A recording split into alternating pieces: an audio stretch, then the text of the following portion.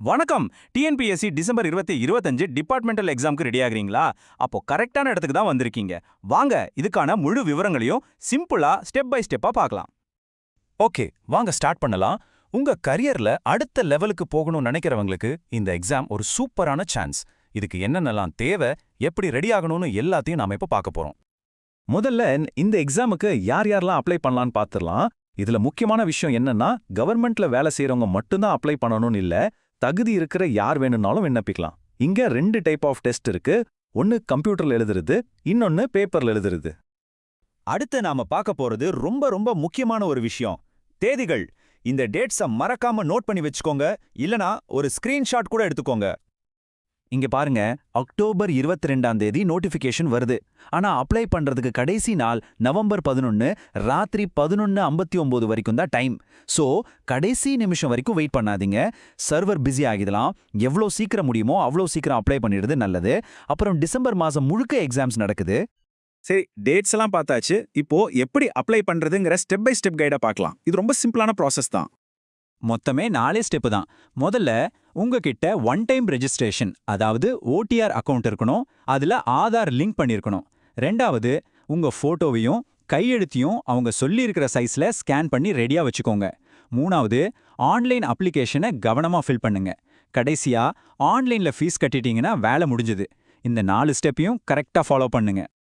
மறுபடியும் சொல்றேன், இந்த ஓடிஆர் ரொம்ப முக்கியம். அப்ளை பண்றதுக்கு முன்னாடி உங்க ஓடிஆர் ப்ரொஃபைல்ல போய் உங்க பேரு, டேட் ஆஃப் பர்த், மற்ற டீடைல்ஸ் எல்லாம் சரியா இருக்கான்னு ஒரு தடவை செக் பண்ணிடுங்க.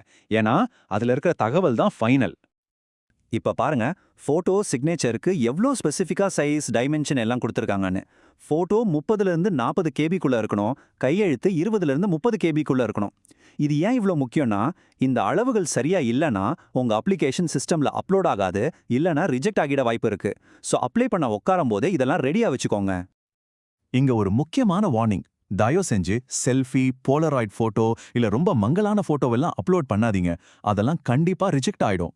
போட்டோ தெளிவா நீங்க சமீபத்துல எடுத்ததா இருக்கணும். ஒரு 3 மாசத்துக்குள்ள எடுத்த போட்டோவா இருந்தா பெஸ்ட். அடுத்து ஃபீஸ் எவ்வளோன்னு பார்க்கலாம். ஓடிஆர் ரெஜிஸ்ட்ரேஷனுக்கு 30 ரூபாய். அதுக்கப்புறம் நீங்க அப்ளை பண்ற ஒவ்வொரு எக்ஸாமுக்கும் 200 ரூபாய் கட்டணும்.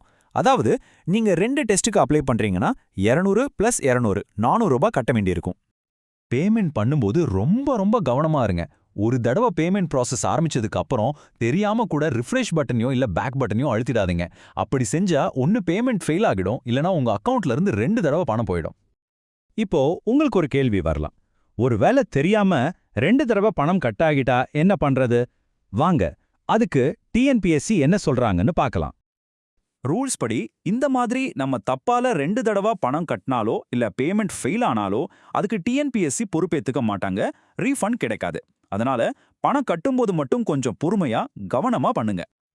சூப்பர். இப்போ நீங்க வெற்றிகரமா அப்ளை பண்ணிட்டீங்கன்னு வச்சுக்கலாம். அடுத்து எக்ஸாம் ஹாலுக்கு எப்படி தயாரா போறதுன்னு பார்க்கலாம். எக்ஸாம் அன்னைக்கு டைமிங் ரொம்ப முக்கியம். காலையில எக்ஸாம்னா 8:30க்கு அங்க இருக்கணும். மதியானம்னா 1:30க்கு. கரெக்டா 9 மணிக்கு கேட் மூடிடுவாங்க. அதுக்கப்புறம் 1 நிமிஷம் லேட்டா போனாலும் உள்ள விட மாட்டாங்க. ஸோ குறைஞ்சது 1 மணி நேரத்துக்கு முன்னாடியே எக்ஸாம் சென்டருக்கு போயிடுற மாதிரி பிளான் பண்ணிக்கோங்க. மறக்காம ஹால் டிக்கெட்டை எடுத்துட்டு போங்க. எக்ஸாம் ஹாலுக்குள்ள என்னெல்லாம் எடுத்துட்டு போலாம், என்னெல்லாம் கூடவே கூடாதுன்னு ஒரு லிஸ்ட் இருக்கு. ஹால் டிக்கெட், பேனா இதெல்லாம் ஓகே. சில வித் புக்ஸ் எக்ஸாமுக்கு மட்டும் சம்பந்தப்பட்ட புத்தகங்களே எடுத்துட்டு போலாம். ஆனா மொபைல் ஃபோன், ஸ்மார்ட் வாட்ச் மாதிரி எந்த எலக்ட்ரானிக் பொருளும் அலௌடு இல்ல. மத்தவங்க கிட்ட பேசுறதோ புகைப்பிடிக்கிறதோ கூடாது. இதையெல்லாம் சரியா ஃபாலோ பண்ணுங்க. ஓகே, இப்போ நாம கடைசி பகுதிக்கு வந்துட்டோம். இங்க சில முக்கியமான ரூல்ஸையும் உங்களுக்கு ஏதாவது டவுட்னா எங்க கேட்கணுங்கிற கான்டாக்ட் டீடைல்ஸையும் பார்க்கலாம். மாற்றுத்திறனாளி கேண்டிடேட்ஸ்க்கு சில முக்கியமான வசதிகள் இருக்கு. அப்ளிகேஷன்லயே நீங்க உங்க விவரத்தை கொடுக்கணும். எக்ஸாம் ஹால்ல அதுக்கான சர்டிபிகேட்டையும் காட்டணும். தேவைப்பட்டா உங்களுக்கு உதவுறதுக்கு ஸ்கிரைப் வசதியும் ஒவ்வொரு மணி நேரத்துக்கும் 20 நிமிஷம் கூடுதல் நேரமும் கிடைக்கும். இந்த வசதிகளை பயன்படுத்திக்க இந்த ரூல்ஸை சரியா ஃபாலோ பண்ணுங்க. இது ரொம்ப சீரியஸான ஒரு வார்னிங். எக்ஸாம்ல எந்த விதமான தப்பான வழியிலையும் ஈடுபடக்கூடாது. அப்படி செஞ்சா உங்க பேப்பர் செல்லாததாயிடும். அது மட்டும் இல்ல, இனிமே டிஎன்பிஎஸ்சி எக்ஸாம் எழுத முடியாதபடி தடை விதிக்கவும் வாய்ப்பு இருக்கு. சோ நேர்மையா எழுதுங்கள். சரி, உங்களுக்கு அப்ளை பண்றதுலயோ இல்ல வேற எதுலயாவது சந்தேகம் வந்தா என்ன பண்றது? கவலையப்படாதீங்க. இங்க கொடுத்திருக்கிற ஹெல்ப் டெஸ்க் நம்பருக்கு கால் பண்ணலாம், இல்லனா இமெயில் அனுப்பலாம். அவங்க உங்களுக்கு உதவி பண்ணுவாங்க. நவம்பர் 11ஆம் தேதி நெருங்கிட்டே இருக்கு. உங்க கெரியர்ல அடுத்த கட்டத்துக்கு போறதுக்கான ஒரு சூப்பரான வாய்ப்பு இது. இந்த வாய்ப்பை நழுவ விடாதீங்க. தேவையான எல்லா தகவல்களையும் நாம பார்த்துட்டோம். இப்ப நீங்க செய்ய வேண்டியது மொத அடியை எடுத்து வைக்கிறது தான். உடனே அப்ளை பண்ணுங்க. All the best.